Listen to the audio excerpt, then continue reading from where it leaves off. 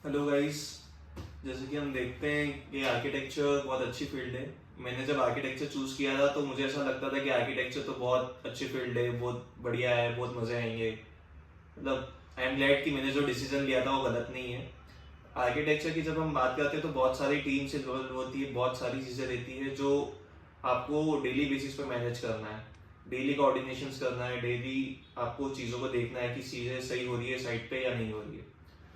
तो जब भी हम लोग कभी भी आर्किटेक्चर प्रोजेक्ट डिजाइन करते हैं तो उसमें बहुत सारी चीज़ें रहती है, जैसे कि क्लाइंट के जो अपने सेंटिमेंट्स हैं, क्लाइंट का जो बजट है, वो सारी चीज़ें रहती है जिसके हिसाब से हमें डिज़ाइन को कैरी फॉरवर्ड करना पड़ता है। जब भी फिर हम उन चीज़ों को ऑन साइट लेके जाते हैं तो बहुत सारी टीम्स इन्वॉल्व होती है, जैसे कि मैकेनिकल वालों की, फिर इलेक्ट्रिक वालों की, प्लम्बिंग वालों की, और हैविट की जो टीम्स रहती है, सारी टीम्स रहती है जिनकी वर्किंग हमारे डिज़ाइन के साथ इनकॉर्पोरेट कर होनी चाहिए। तो जैसे कि जो नॉर्मल पीपल है, नॉर्मल ऑडियंस है, उनको लगता है कि this is just an example, जैसे कि प्लम्बिंग जो है, प्लम्बिंग एक बहुत छोटी सी सर्विस है कि भाई पाइप ले जाओ, एक अपना वाटर टैंक से पाइप ले जाओ, अपना ऊपर कनेक्ट कर दो, बाकी ड्रेनेज के पाइप निकाल दो, उसके चेम्बर्स बना दो।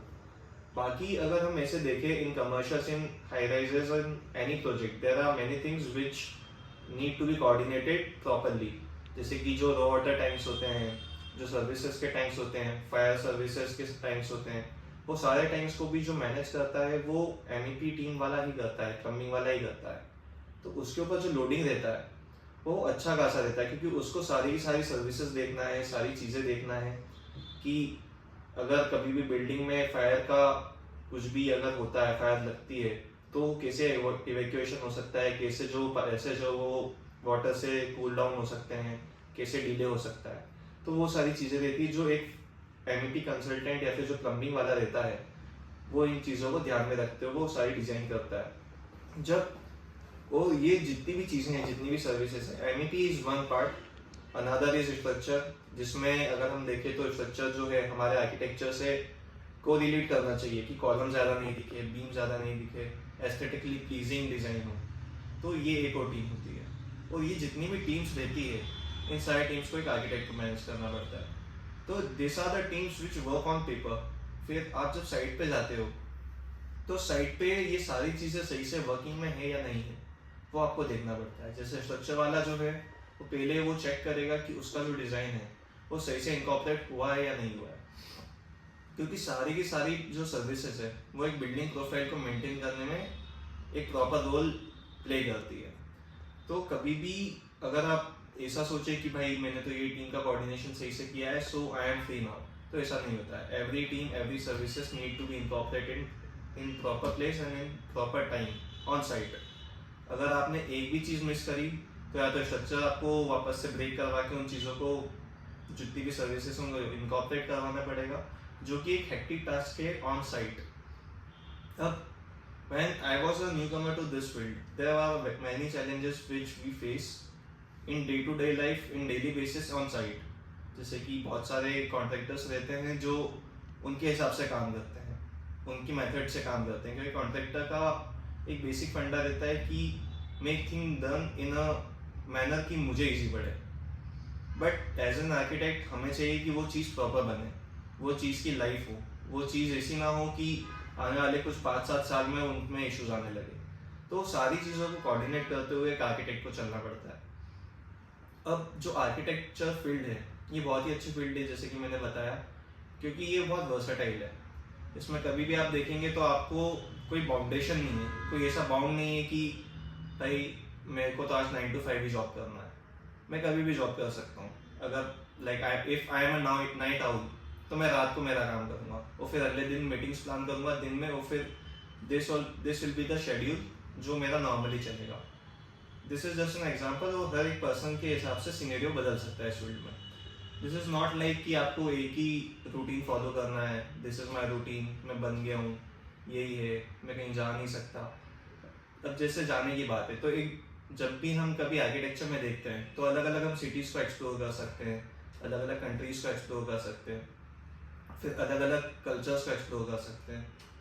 तो ये एक फील्ड है जो बहुत वर्सेटाइल नेचर की है, जिसमें आप बहुत सारी चीज़ें देखते हो, बहुत सारे फैक्टर्स को सॉल्व करते हो, रिजॉल्व करते हो, कहीं पे फंसते हो, कहीं पे फिर उनके सॉल्यूशन देखते हो, जिसकी वजह से ओवरऑल आपका जो कम्युनिकेशन है, पर्सनैलिटी है, वो बूस्टअप होती है, कॉन्फिडेंस बूस्टअप होता है।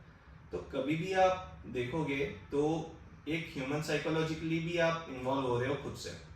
कभी आप कम्युनिकेशन में हो, कभी आपको ऐसी चीज़ें भी करना है कि अरे ये तो this is important but I can't tell anyone about this, जो डिसीजन आपको खुद को लेना है, जो आपको आर्किटेक्चर के फील्ड में हमेशा लेना पड़ेगा। जैसे कि हो सकता है कि क्लाइंट आपसे हर चीज़ पे एग्री ना करे, या फिर आप क्लाइंट की हर चीज़ पे एग्री ना करो, दोनों चीज़ें हैं।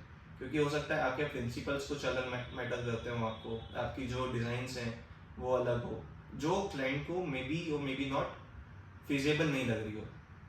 तो उन सारे फैक्टर्स को ध्यान में रखते हुए कभी भी हमको डिज़ाइन को कैरी फॉरवर्ड करना पड़ता है। कभी भी किसी प्रोजेक्ट को आप देखोगे तो सारी की सारी चीज़ें जो हैं, जो बजट हो गया, क्लाइंट के सेंटिमेंट्स हो गए, वो सारी चीज़ों को ध्यान में रखते हुए आपको करना पड़ता है। Just an example, I was working on a project जिसमें जो क्लाइंट है उनके सेंटिमेंट्स उस बिल्डिंग से, उस कमर्शियल से बहुत जुड़े हुए थे। This was one of the renovation site on which I worked on.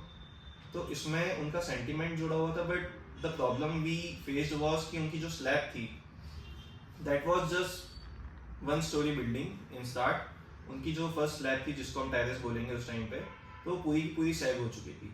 मतलब that was that much of sag कि आप उसकी सैगिंग जो है, जो उसका झुकाव है, उसका कर्व है स्लैब का, वो नेकेड आई से देख सकते हो, आपको इंस्ट्रूमेंट नहीं चाहिए उसको देखने के लिए। तो उसमें फिर चैलेंजेस फेस किए कि एमएस का जो रेट्रोफिटिंग होता है, उसकी स्ट्रेंथनिंग होती है, फुटिंग स्ट्रेंथनिंग होती है, सारा का सारा एमएस वर्क में जो होता है। तो वो सारे चैलेंजेस जो है वो हम लोगों ने फेस किए, जिसकी वजह से एक इन्वॉल्वमेंट ये होता है कि एज अ न्यू कमर आप बहुत सारी नई चीज़ें देखते हो। क्योंकि कभी भी आप जब ज़मीन से खड़ा करते हो किसी भी नए स्ट्रक्चर को, किसी भी नई बिल्डिंग को, तो comparatively that is easier than the renovation part. क्योंकि कभी भी रिनोवेशन में रिवायरिंग के फैक्टर्स आ जाते हैं, कितना डीप जाना है, कैसा सरिया लगा है, कैसा रिन्फोर्समेंट है, जितनी भी चीज़ें हैं, वो सारे के सारे फैक्टर्स जो रहते हैं, वो सारे के सारे फैक्टर्स आपको देखते हुए चलना पड़ता है कि पहले किसने डिज़ाइन बनाया था, लोडिंग कितना लिया था।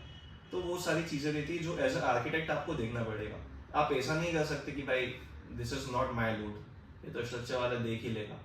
आप ऐसा नहीं कर सकते, क्योंकि आपको पता होना चाहिए कि भाई मेरी बिल्डिंग है, मेरा डिज़ाइन है, इसको ऐसे इनकॉर्पोरेट करवाना है। तो उन सारी चीज़ों को, उन सारे फैक्टर्स को देखते हुए कभी भी किसी भी डिज़ाइन को कैरी फॉरवर्ड करना पड़ता है। So this was one of the example. If I take another example, तो जैसे एक वो प्रोजेक्ट था जिसमें हमको 3 बेसमेंट अचीव करने थे, बट थर्ड बेसमेंट में पानी के इश्यूज आने लग गए, ज़्यादा आप डीप नहीं जा पा रहे हो, फिर उसमें रफ फाउंडेशन जो होता है वो करना पड़ा। फिर रफ फाउंडेशन भी कर रहे थे, मतलब rough foundation was the later part, but उसके पहले ही हमको 2 लेवल्स में लैंड मिली हमको, तो उन 2 में हमको प्ले करना पड़ा थर्ड बेसमेंट को, जिसकी वजह से फिर जो स्पेसेस रहती है, जैसे कि आप पंप रूम लेंगे, तो पंप रूम में हमेशा आपको जो क्लियर हाइट है वो कंपैरेटिवली ज़्यादा चाहिए रहती है। तो इस वजह से फिर हमको वो हाइट अचीव करना वॉज अ चैलेंज, बिकॉज उसके जस्ट ऊपर हमारी एक स्लैब आ रही थी। बिकॉज ऑफ दैट कि मतलब अब पंप रूम में हम 4 मीटर हाइट कैसे अचीव करें, क्योंकि उसकी मशीनरीज आएगी, सारी चीज़ें आएंगी, फिर उसकी सर्विसेज जो पाइप्स वगैरह जाएंगे, वो सारी चीज़ें। तो ऐसे जो चैलेंजेस है डेली लाइफ में आप एज एन आर्किटेक्ट आप फेस करते हो। But the good thing is कि जब आप इनको फेस करते हो, जब वो चीज़ बन जाती है, तो आप इतना ग्रेटफुल, इतना सेटिस्फाइड फील करते हो कि you can't feel that much satisfied anywhere else. तो वो एक चीज़ है जो आर्किटेक्चर फील्ड में आपको मिलती है, जो आर्किटेक्चर फील्ड है जो आपको देती है, प्रोवाइड करती है। कट।